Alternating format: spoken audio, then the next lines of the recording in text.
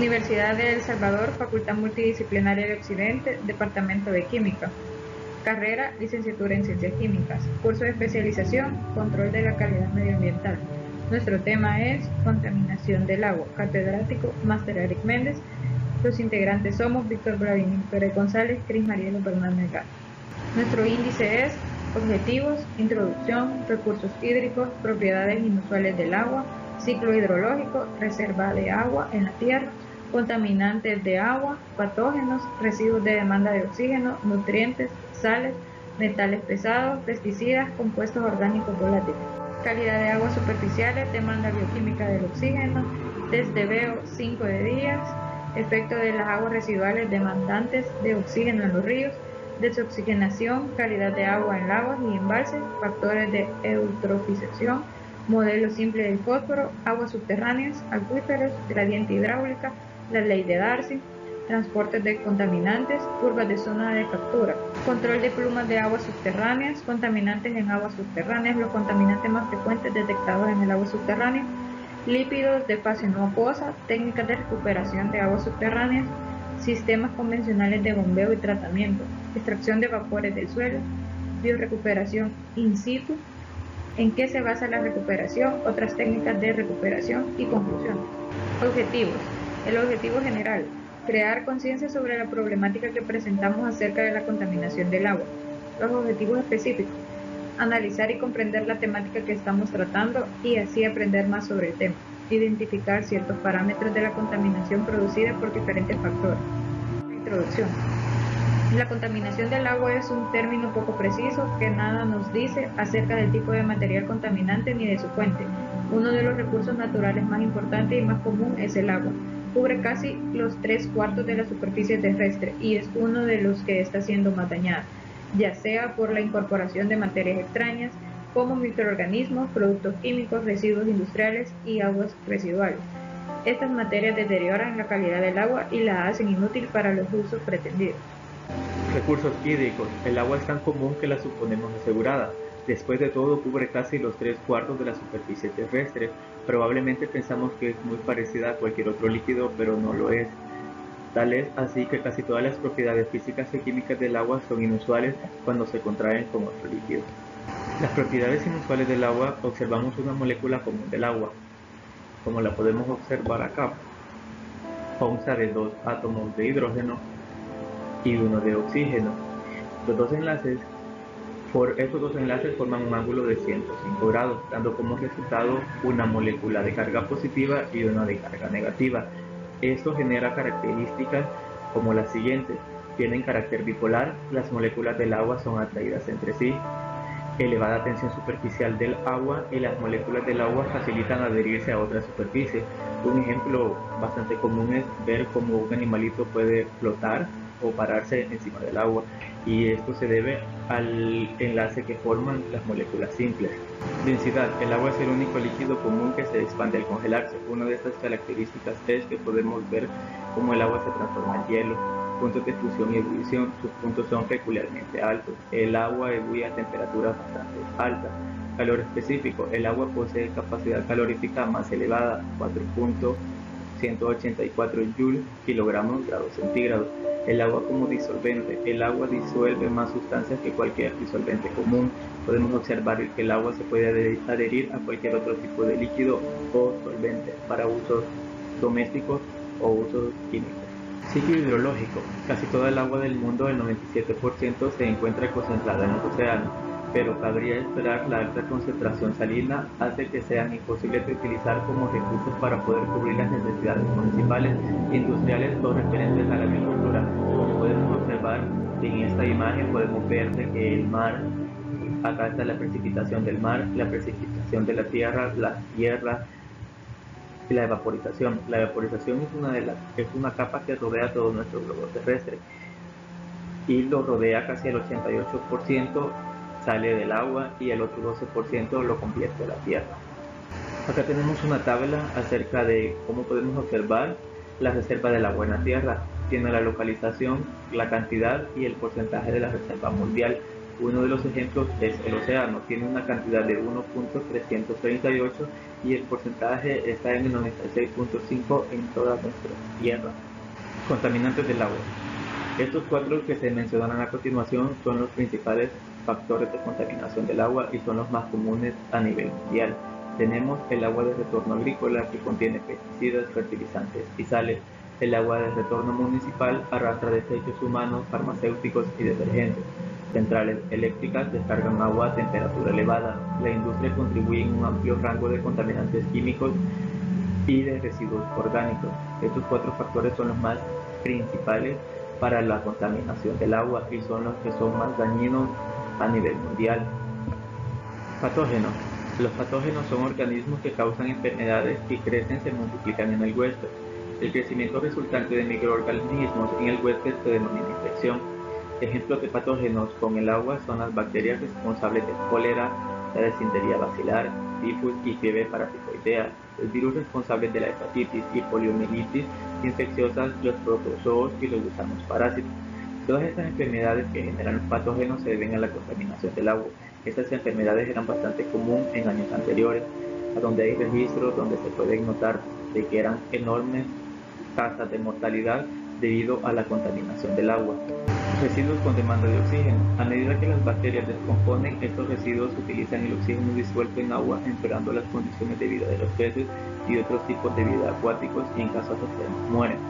Los residuos con demanda de oxígeno acostumbran a ser sustancias biodegradables contenidas en aguas residuales municipales o invertidos de cierto tipo de industrias como el procesamiento de alimentos o la producción de papel.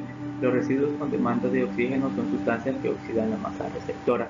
Prácticamente estos residuos son los que contaminan y hacen de que el agua produzca algas y otros tipos de bacterias. Los nutrientes. Los nutrientes son sustancias como el nitrógeno, fósforo, carbono, azufre, calcio, potasio, hierro, magnesio, boro y cobalto, que son esenciales para el crecimiento de los organismos. En términos de calidad de agua, los nutrientes pueden considerarse como contaminantes cuando las concentraciones de estos son suficientes para permitir un crecimiento excesivo de plantas acuáticas, particularmente las algas. Las algas son las encargadas de generar color, turbidez, malos olores y gustos desagradables del agua. Además, disminuyen la concentración de oxígeno. Las algas, al disminuir la concentración de oxígeno, hacen de que la calidad del agua poco a poco vaya perdiendo su valor y se contamine más.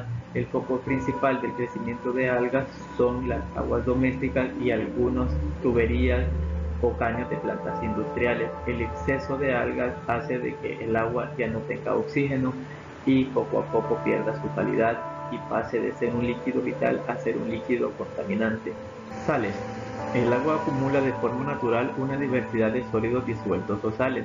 A medida que atraviesa suelos y rocas en su camino hacia el mar, estas sales típicas incluyen cationes como el sodio, calcio, magnesio y el potasio, y aniones como el cloruro, sulfato y bicarbonato. El agua se contamina de sales por medio de la vaporización. Cuando esto pasa, deja a un lado la sal y estas pueden ser adheridas por la tierra, afectando de gran manera a los cultivos.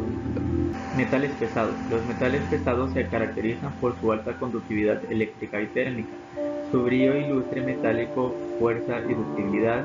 Desde una perspectiva química, no obstante, es más frecuente utilizar una definición más amplia que dice que un metal es un elemento que desprenderá uno o más electrones para formar un catión en una solución acuosa. Uno de los ejemplos de los metales que incluye la contaminación del agua son mercurio, plomo, cadmio, arsénico, cromo y hierro. El cromo y el hierro son muy esenciales en nuestra dieta, pero en altas concentraciones dejan daños irreparables en nuestra salud. Pesticidas. Este término se utiliza para designar un abanico de sustancias químicas que matan organismos que los seres humanos consideran indeseables. Los pesticidas pueden estar en la línea de insecticidas y herbicidas, rodenticidas y fungicidas. Existen tres grupos principales de insecticidas orgánicos sintéticos: organoclorados, hidrocarburos clorados, organofosforados y carbamatos. Los pesticidas son bastante utilizados por nuestros agricultores. Sin embargo, todos los químicos son absorbidos por el suelo y estos llegan a presencia de aguas con calidad bastante pura. Acá tenemos un ejemplo del pesticida organoclorado más ampliamente conocido, el cual es el DDT. diclorodifenilcloroetano, el cual ha sido usado para el control de insectos portadores de enfermedades como la malaria, mosquitos, el tifus, piojos y la peste que son pulgas. Acá podemos observar las estructuras moleculares orgánicas. También los DDT tienen dos propiedades que lo hacen ser particularmente perjudiciales. Son muy persistentes y son solubles. Los compuestos orgánicos volátiles se encuentran entre los contaminantes más comunes hallados en las aguas subterráneas. Se utilizan a menudo como disolventes en procesos industriales y varios de ellos son conocidos como presuntos cancerígenos o mutagénicos. Estos 5 ejemplos son cloro de vinilo, dicloroetileno, tetracloroetileno, tetracloro de carbono y 1,2-dicloroetano. Estos 5 compuestos orgánicos volátiles especialmente son tóxicos y el más tóxico de estos 5 es el clorodivinilo. Calidad de agua superficial. La valoración de la calidad del agua que los estados deben presentar identifica fuentes de polución y porción de recursos que se haya dañada por contaminantes. Un contaminante o un factor estresante puede perjudicar la calidad del agua. Los agentes estresantes son cambios físicos en la masa del agua, por ejemplo las actividades que alteran el hábitat acuático, excluyendo el flujo de agua. Aquí tenemos unas tablas acerca de contaminantes de mayor importancia de agentes estresantes y fuentes para las aguas de río. Como podemos observar, acá están, estas serían agentes estresantes y vemos que tiene bacterias, sedimentación, alteraciones del hábitat, metales y variaciones, de lo cual acá podemos ver de que las bacterias en agentes estresantes forman un 35% y en agentes por su fuente tenemos que la agricultura genera un 48%. Acá tenemos otra tabla acerca de contaminantes de mayor importancia de agentes estresantes y fuentes para las aguas de lagos y embalses. Acá podemos ver cómo los nutrientes en un lago o embalse tenemos que los nutrientes afectan un 50%. Y en agentes por fuente tenemos que la agricultura genera un poder del 41%. Acá podemos observar también que tiene sedimentación un 21% y en agentes por fuente tienen que los desagües urbanos forman un 12% de daños en nuestras aguas. Demanda bioquímica del oxígeno. Los residuos con demanda de oxígeno han sido un problema para las aguas superficiales que han afectado tanto a las corrientes de agua como a las aguas estancadas. Cuando se libera materia orgánica biodegradable en una masa de agua, los microorganismos, especialmente las bacterias, se alimentan de ella, como el dióxido de carbono, sulfatos, ortofosfatos y nitratos. Acá tenemos la ecuación química que lo demuestra. Materia orgánica más O2 genera CO2 más agua más células nuevas más productos estables como nitratos, ortofosfatos y sulfatos. Sin presencia de oxígeno, estos generan productos finales indeseables, incluyendo el dióxido de hidrógeno, amoníaco, metano. Y la ecuación química lo demuestra. Materia orgánica forma CO2 más agua más células nuevas más productos inestables, sulfito de hidrógeno, amoníaco y metano. Test DBO de 5 días. El DBO es la demanda biológica del oxígeno. Además, es la cantidad total de oxígeno consumida por los microorganismos durante los primeros 5 días de biodegradación. La fórmula dice que es igual a DBO5 es igual a OD1 menos ODF entre P. OD1 es el oxígeno disuelto inicial del agua residual diluida. ODF es el oxígeno disuelto final después de los 5 días. Y P en este caso sería la fracción de dilución. Además, P es igual al volumen de agua residual entre el volumen del agua residual más el agua de disolución. A continuación tenemos un ejemplo donde podemos aplicar el test y dice: una botella de test que contiene solo agua de disolución de cultivo ha disminuido el nivel de OD a 1 miligramo entre litros en un test de 5 días. Una botella de DBO de 300 mililitros llena con 15 mililitros de agua residual y el resto con agua de disolución cultivada experimenta una disminución de 7 miligramos entre litros en el mismo periodo de tiempo. ¿Cuál sería la DBO de residuo en 5 días? Como podemos observar acá, tenemos la fórmula donde P sería la fracción de disolución y solo pasamos nuestro dato, 15 ml entre 300 ml. Esto nos genera un cálculo de aproximadamente 0.05.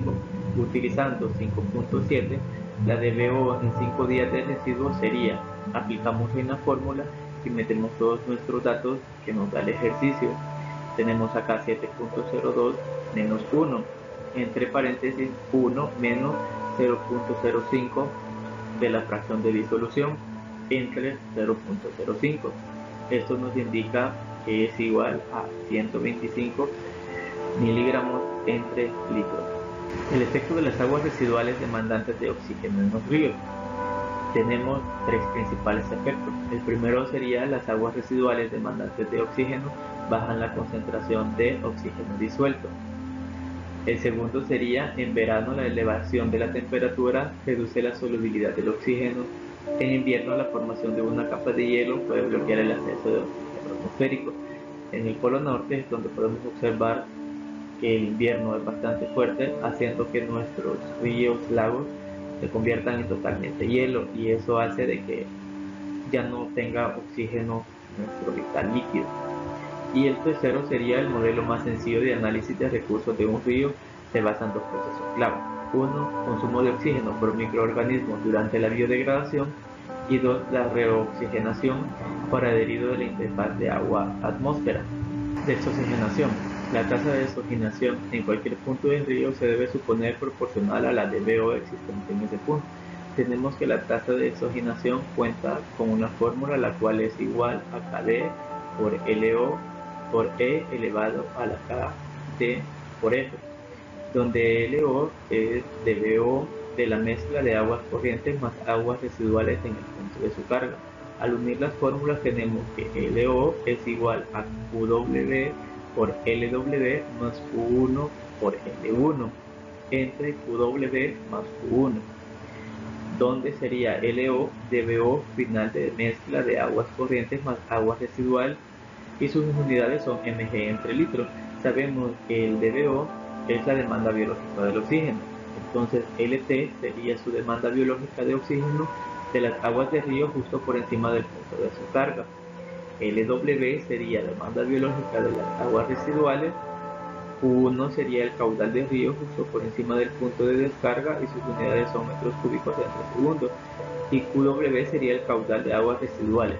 Un ejemplo sería, para aplicar la fórmula, una planta depuradora de aguas residuales que recibe los desagües de una ciudad de 200.000 habitantes descarga 1.10 metros cúbicos sobre segundo de efluente tratado, que presenta una DBO de 50 mg entre L a una corriente de caudal de 8.70 metros cúbicos sobre segundo, con una DBO igual a 6 miligramos entre litros. La constante de desoxigenación es de 0.20 entre día. Vamos a suponer que la mezcla es completa y se realiza instantáneamente. Estimar la DBO final inmediatamente a aguas bajo del vertido, y utilizamos la fórmula que les mencionaba anteriormente. Acá solo sustituimos los datos, hacemos las multiplicaciones, luego la suma, luego la división entre la suma, y vamos a obtener un resultado que sería 10.9 miligramos sobre litro. Este sería un ejemplo sencillo acerca de lo que les explicaba anteriormente. Calidad del agua en lagos y embalses. Todos los lagos acumulan gradualmente limo y materia orgánica que están sometidas a un proceso de maduración llamado eutrofización. La eutrofización es un proceso natural que puede requerir miles de años la actividad humana, donde puede acelerar grandemente la velocidad de cambio. Los colectores municipales de desagüe, los residuos industriales y las escorrentidas cargadas de fertilizantes agrícolas añaden nutrientes que estimulan el crecimiento de algas y degradan la calidad del agua. Como podemos observar en nuestro país y a nivel mundial, la proliferación de algas es bastante amplia, ya que es un factor principal de contaminación, y eso hace que pierda la calidad del agua. Factores de la eutrofización. Tenemos algunos. La velocidad de proliferación de algas, como lo mencionábamos anteriormente, hacen de que las algas se multipliquen al 100 por 1. La cantidad de luz disponible está relacionada con la transparencia de las aguas, que a su vez en función de niveles de eutrofización. La cantidad de luz disponible puede ser factor limitante para el crecimiento de algas. A continuación presentamos el modelo simple del fósforo. En los lagos el factor limitante es el fósforo. 0.020 miligramos entre litros de fósforo da lugar a una reproducción masiva de algas. Este modelo también nos facilita la contaminación del agua, ya que es bastante propenso a ayudar a la proliferación de algas.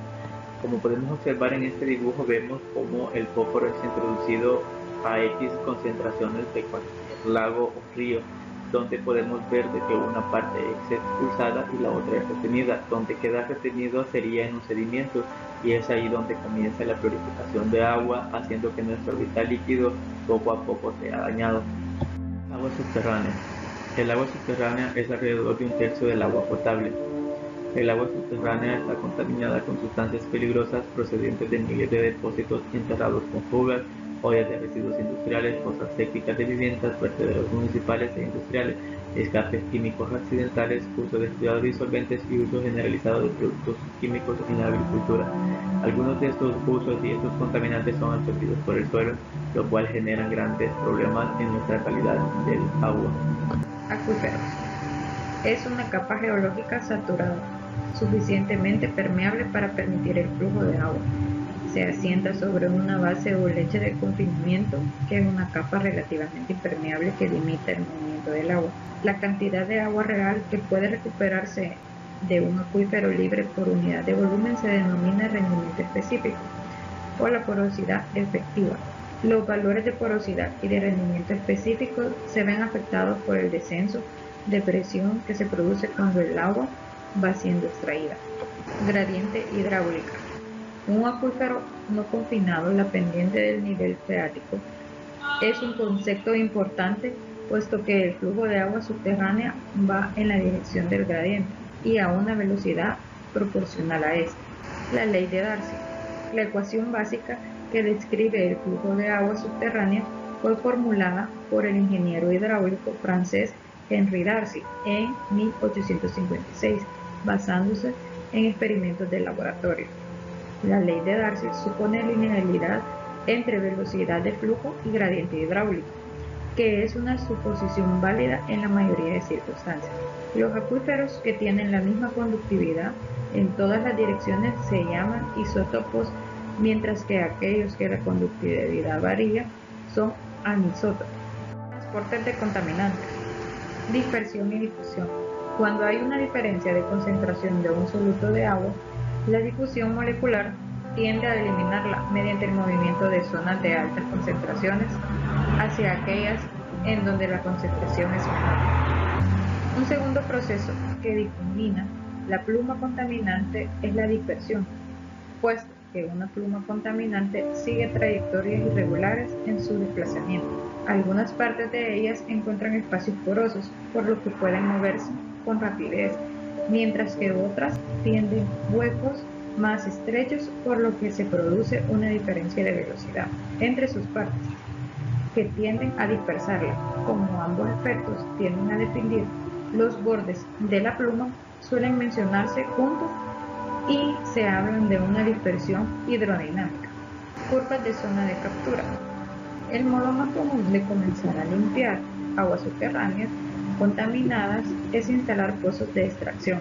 Como un pozo de extracción bombea agua a la superficie hidráulica del acuífero, en su densidad experimenta una depresión, por lo que crea gradiente hidráulico que arrastra la pluma hacia el pozo. Control de plumas de agua subterránea. Otro método de proteger esos gradientes abajo como pozos de agua potable es combinando pozos de extracción con pozos de inyección. Los pozos de extracción se usan para rebajar el nivel freático o superficie piezométrica, creando un gradiente hidráulico que arrastra la pluma a los pozos. Los pozos de inyección elevan el nivel freático y empujan la pluma por medio de un cuidadoso diseño de emplazamiento y ritmo de bombeo. De estos pozos podemos manipular el gradiente hidráulico de tal modo que las plumas pueden mantenerse apartadas de los pozos de agua potable y dirigidas hacia los de extracción. Una vez extraída el agua contaminada, puede ser tratada y reinyectada de nuevo. Contaminantes en aguas subterráneas. Al tratar la contaminación de las aguas superficiales, nos centrábamos en el control de la propagación de las enfermedades infecciosas, reduciendo la demanda de oxígeno de los residuos y eliminando los nutrientes para ayudar a reducir la eutrofización. Las aguas superficiales están, por supuesto, también sujetas a la contaminación por un conjunto de compuestos tóxicos. A continuación, les presentamos unas tablas con los contaminantes más frecuentes detectados en el agua subterránea. Como pueden ver, se encuentra el compuesto y el origen. Ejemplos podrían ser el plomo, que se encuentra en la gasolina, en la minería e industria, el zinc en la industria y en la minería, el cloroformo en los disolventes, y así ustedes pueden apreciar ahí todo el tipo de compuestos y, como antes les mencionaba, su origen. Lípidos de fase no acuosa se les denomina NaPl, y su presencia hace que la tarea de recuperar un acuífero a la calidad de agua potable sea muy difícil o incluso imposible. Como pueden apreciar en esta tabla, está el contaminante, el peso específico y la solubilidad en agua. Técnicas de recuperación de agua subterránea. La limpieza de agua subterránea puede hacerse de que el agua ha sido extraída, tratamiento ex situ o el acuífero in situ. Sistemas convencionales de bombeo y tratamiento. Se trata de extraer el agua contaminada y tratarla en superficie. El influyente tratado puede ser usado para utilidades diversas o ser disuelto al acuífero. Extracción de vapores del suelo. Los sistemas de extracción de vapores del suelo, SVE por sus siglas en inglés, se ha diseñado para eliminar vapores de compuestos orgánicos de las zonas saturadas. Los sistemas de extracción de vapores del suelo son eficaces para eliminar compuestos orgánicos volátiles que han filtrado procedentes de depósitos como tanques de gasolina con fugas en estaciones de servicio. Biorecuperaciones in situ. Estos se han diseñado para degradar la polución del subsuelo sin necesidad de extraer los contaminantes y someterlos a un sistema de tratamiento de las superficies. ¿En qué se basa la biorecuperación? Es la estimulación del crecimiento de microorganismos, fundamentalmente bacterias autóctonas del subsuelo, que pueden biodegradar contaminantes si se les administra oxígeno u otro aceptador de electrones y nutrientes. Los microorganismos pueden degradar un buen número de contaminantes del suelo y de las aguas subterráneas. Otras técnicas de recuperación. Las técnicas mejoradas de solubilización, movilización, desorción térmica y extracción de vapor persiguen movilizar los contaminantes del subsuelo o hacerlos más biodisponibles para que puedan ser eliminados o degradados por una o más técnicas descritas. Conclusiones. La contaminación del agua representa un problema existencial en el mundo, ya que se trata de una de las principales fuentes de vida. La contaminación subterránea presenta, en comparación con la superficial, aspectos peculiares que la hacen más peligrosa, como consecuencia de la capacidad de retención del subsuelo. Los contaminantes químicos y físicos quedan en parte fijados a los acuíferos. Por esto, los ríos son siempre regenerables, pero los acuíferos en cierta forma quedan destruidos, de manera que la contaminación es irreversible. La contaminación del agua es una modificación de esta, generalmente provocada por el ser humano, que vuelve impropia o peligrosa para el consumo, industria, la agricultura, la pesca y las actividades, así como para los animales. Para finalizar, podemos decir que si no le ponemos un alto a la contaminación del agua, podemos llegar a carecer del vital líquido. A continuación les dejaremos un video acerca de la contaminación del agua en nuestro país.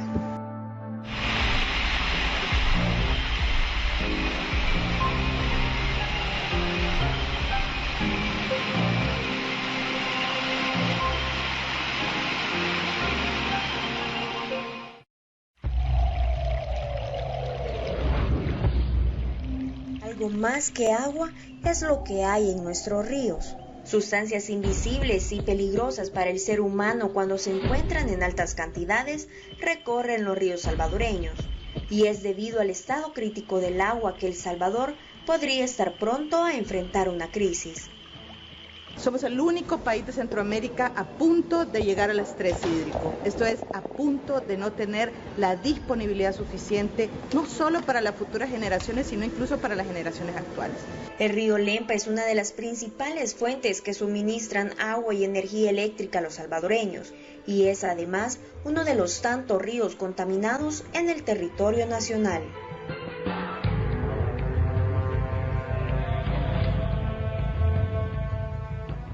los afluentes del río Lempa, por supuesto, el río Susquiapa, el Sucio, el Acelguate, que son los ríos que más impacto están causando y más daño están causando, y es además de donde nos proveemos en mayor medida de agua potable, el Gran San Salvador. Y esto significa no solo costos en términos de salud, que tiene un impacto enorme, significa también costos para ANDA, que cada vez le cuesta más potabilizar esta agua, y significa además problemas para el riego. Muy poca agua de este país está siendo utilizada de manera confiable para el riego. Es decir, es un problema de todos los sectores y de todas las instituciones que estamos trabajando para resolver. El problema, pese a agravarse en nuestro país, inicia más allá de la frontera salvadoreña. El río Lempa, el más largo de Centroamérica, con una extensión de casi 18.000 kilómetros cuadrados, nace en el departamento de Chiquimula, en Guatemala, donde los beneficios de café desechan las aguas mieles al río sin el tratamiento adecuado.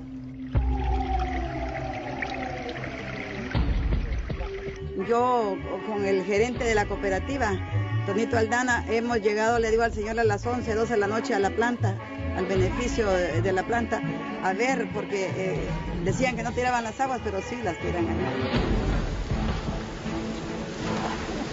Al salir del territorio guatemalteco y antes de llegar a El Salvador, el Lempa recorre Honduras, donde la contaminación ya no son únicamente las aguas mieles.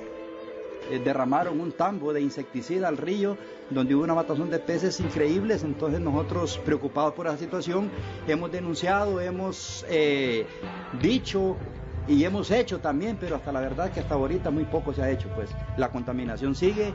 Pensamos que los más afectados en este caso sería El Salvador, que es donde va a desembocar el río y donde El Salvador pues utiliza el río de una manera muy significativa. La contaminación no se limita a este río, ya que otros presentan el mismo problema.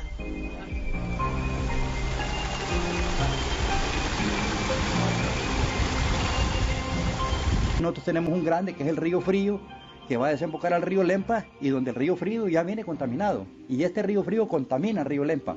Río Quilio, de la parte de Concepción, viene contaminado a contaminar al río Lempa. El río de Sinuapa viene contaminado a caer al río Lempa y a contaminarlo también. El manejo inadecuado de los desechos sólidos es sin duda uno de los principales contaminantes. Aparte de la contaminación de las aguas mieles, la gran cantidad de aguas